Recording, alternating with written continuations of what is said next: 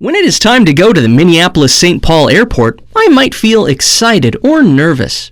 That is okay. This story will show me more about the airport and help me be calm when I arrive. Minneapolis-St. Paul Airport is called MSP for short. MSP is a busy place.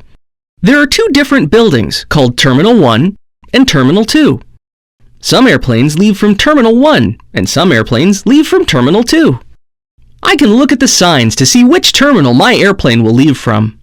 When I arrive at the airport, the first thing I can do is get my ticket. A ticket for an airplane is also called a boarding pass. If I have a big bag or suitcase, I can also print out a ticket for my bag. My family can help me attach the ticket on my bag. Next, I can give my big bag to the person at the counter. That person will take my bag and make sure it gets loaded onto my airplane. I will be able to get my bag after my flight lands. After I get my ticket, I can walk with my family over to an area called the security checkpoint. This is where security officers check my bag and me to make sure we are okay to fly on the airplane. The security area can be crowded, so I might have to wait in line.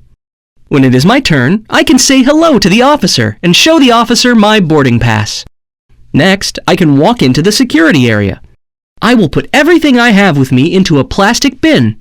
I can put in my jacket, book bag, computer, belt, and anything else that is in my pockets. I might also be asked to take off my shoes and put them into a plastic bin. It is okay for me to walk through the security area without my shoes. My security bin will roll through a big machine to get checked by a security officer.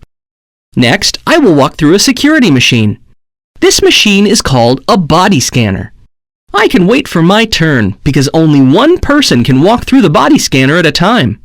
An officer will tell me when it is my turn. I won't feel anything when I walk through the machine, but the machine might beep. This is okay. After I go through the security checkpoint, I can look for my airplane. I will walk past shops and restaurants and restrooms. There are lots of things I might see, hear, and smell. I will see lots of other travelers inside the airport.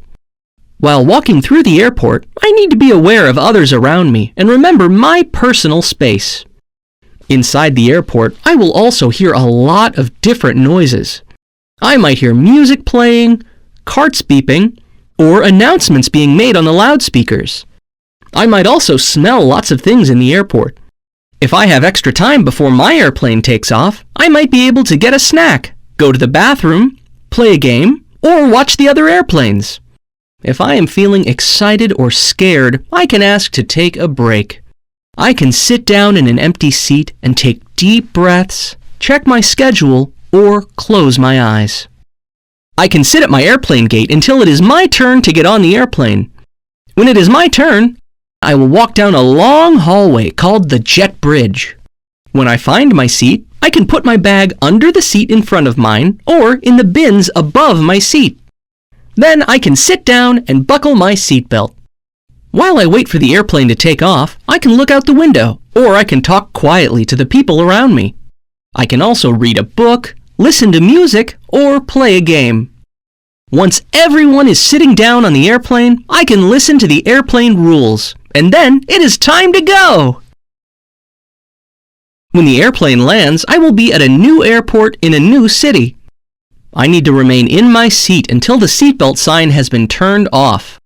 Once the seatbelt sign is turned off, I can stand up and wait for my turn to exit the plane.